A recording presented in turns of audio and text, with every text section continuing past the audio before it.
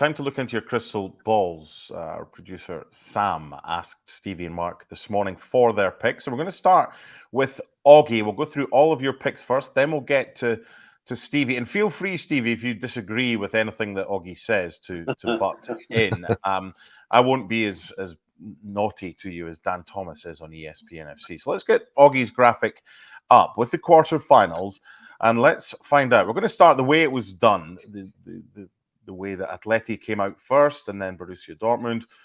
So what have you got in this one? Because Atleti got the job done against Inter, only just against the Dortmund side, who'll be equally as happy with this tie.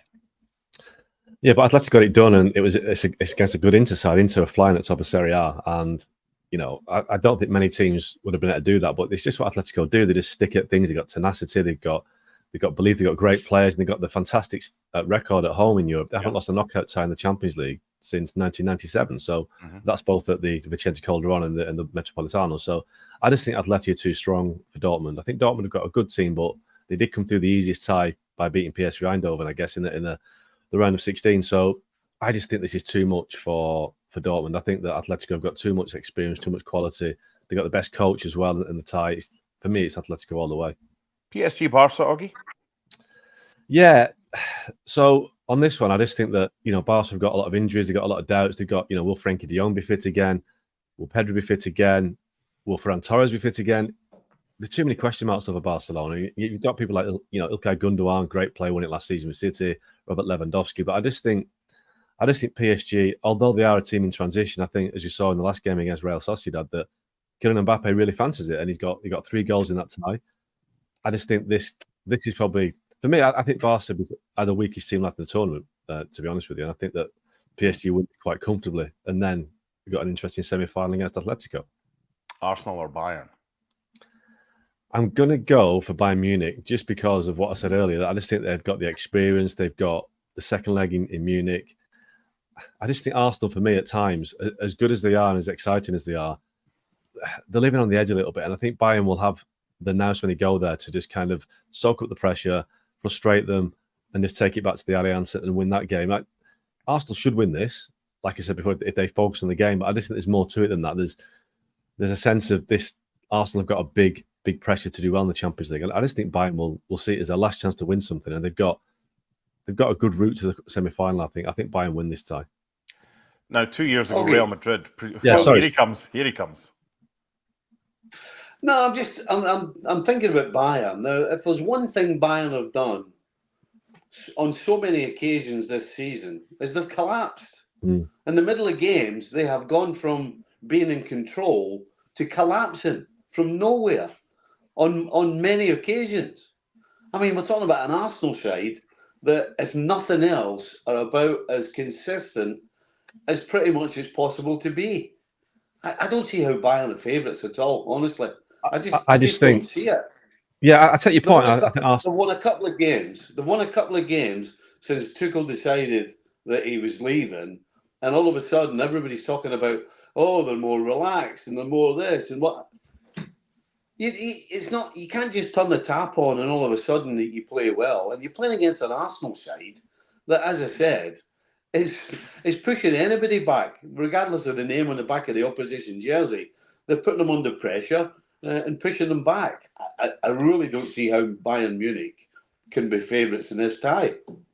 I just think, because don't forget, Arsenal struggled to knock out a Porto side that, as well organised as they were, Porto were not one of the favourites. And I think it's just that additional, so that vibe you get in the European night, the Champions League night, is different. And I think it's different to the Premier League, where they know what they're facing. With Bayern Munich, I do wonder whether some of Arsenal's younger players will either grasp it and beat Bayern easily, or they'll look at the badge and think, look, it's Bayern Munich, it's the Champions League, it's a big step.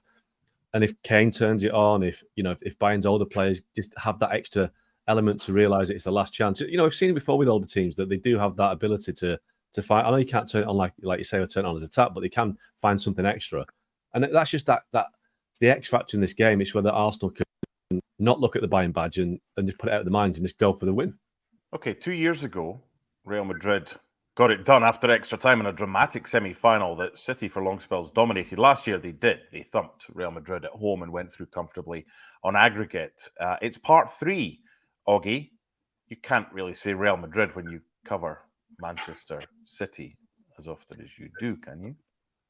Well, I could do. Not bothered about upsetting anyone at Man City, but I just think it'd be unrealistic to think that City can't win this tie. I think last year I was at the second leg at the Etihad, and City just blew Real Madrid away, absolutely blew them away, and they dominated the midfield that night. And I think Real just couldn't get a grip. Now, obviously, Real have bought in Jude Bellingham since then, so that will make a difference. But for me, City are just on the day they're just a stronger team, and I think Real, who scores the goals apart from Bellingham. It's hard to find. Vinny Junior's all right. Yeah, but that game last season, Kyle Walker had him in his pocket, and I've never seen Vinny Junior so well handled by a defender. There was a moment, I think we all remember it, where he tried to take on Kyle Walker for pace, and Walker just put the afterburners on and just nicked it away from Vinny Junior. It was like he looked round to the bench, Vinny Junior, and thought, "I've never had that before." So there's all these little ghosts as well that Real have got to overcome. That being one, Vinny Junior thinking, "Oh, Kyle Walker again." So I just think City got the upper hand psychologically, and they're a better team. So I think City win this game, despite the fact that Real will be desperate to get revenge. Okay, let's see your semi-final picks then on the full screen graphic for the last four. So you've got Atleti against PSG and Bayern against Man City. Okay, we'll move quickly to the final, and then you can explain why you've got these two teams in the final, and we can discuss the semis. So let's find out. Who are your two picks for the final? Atletico Madrid against Manchester City. That's a bit of a surprise. Yeah, well, it's just the way the draws panned out. I don't think Atletico will have too much for PSG. I'll just be too streetwise, too smart. Unless Mbappe has one of those brilliant games. I just think Atleti are just that sort of team that will deal with PSG quite easily. Because PSG aren't a great PSG. I just think they get to the semis because they're facing a Barcelona team that's probably the worst Barca team for 10 years. So Atleti in the final for me. And Man City, well, their toughest game is Real Madrid. If they play Bayern Munich in the semi, they'll win that easily because Bayern aren't anywhere close to being as good as Real, and Real aren't as good as they used to be. So for City, it gets easier. Unless they get Arsenal.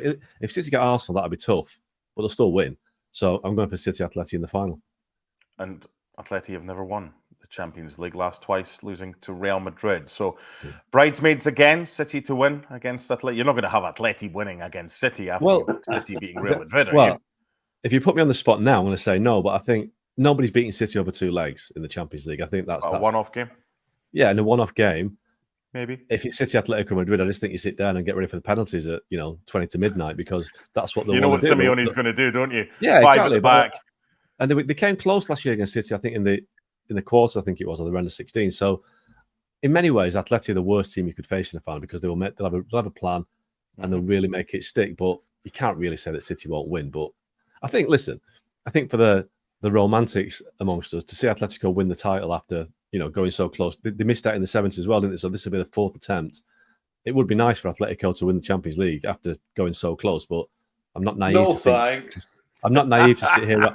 Listen, I know. Yeah, let's turn the clock back to 1980 when nobody tried to score a goal. That's a great idea. Well, that's when you kept winning it. So what are you saying?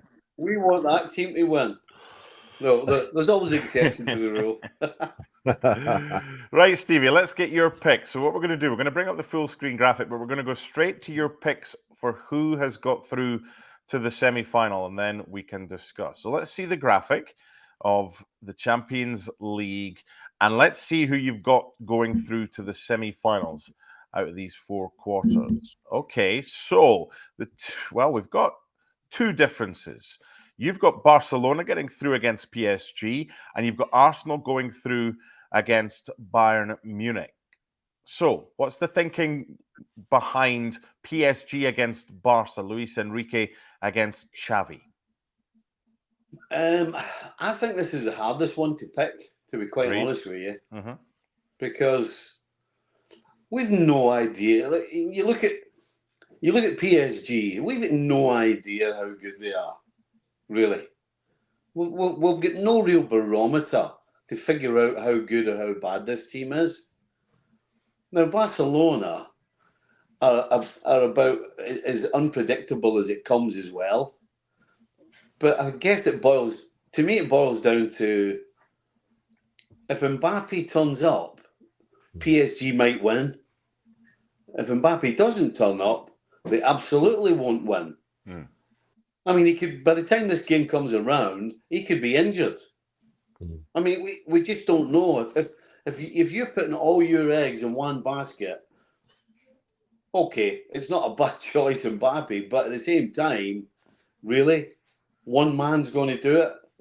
I can't honestly, hand on heart, pick a side to win who's relying on whether one guy turns up or not. And as unpredictable as I said, Barcelona are, they've got some players in and around the middle of the park and going forward that can produce. You know, you're looking at the experience of Lewandowski. Maybe not his greatest season, but the guy can score a goal from nowhere. You got the young guy Lamine Yamal coming from the wide areas, who's been absolutely sensational. You know, Gundogan can come up with goals. I don't see that on PSG. I'm looking at Mbappe, and that's it. I mean, okay, you want to throw in Barkley, but really you're going to rely on him as well. So, toughest one to pick, but I'm going to go with Barcelona. Well, mental scars is the other thing for PSG, because so many times when they reach the knockout stage, even though they hold a lead from the first leg, they go to bits. Arsenal, Bayern, Harry Kane, back to North London. Now you'll face Gabriel and William Saliba. You've got Arsenal going through, just briefly, because you've already touched on this with Augie. Do you think it'll be relatively comfortable for this one, Arsenal? Is it a good thing for them that the first leg's at home? I don't think it's going to be comfortable. I don't think it's an easy ride, and Arsenal generally don't make it easy on themselves.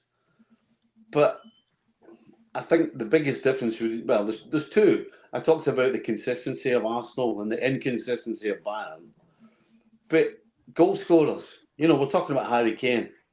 You know, who else is going to be putting the ball in the back of the net for Bayern? You know, if it's not Harry Kane, nobody's in form.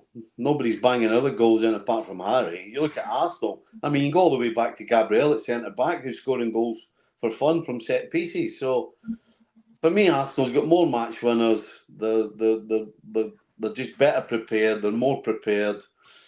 Does experience come into account? Yes, it does. But at the same time, when as a team you're struggling, that Bayern are, that experience isn't going to overcome a whole side. So yeah, I see Arsenal going through. I don't think it's going to be particularly comfortable, but I just think Arsenal are so much better in all departments, pretty much, other than the centre forward position. They're way better all round the field, in my opinion. Well, that was the point I was going to make. Bayern have got a striker, Arsenal don't, but goals are spread around the Arsenal side.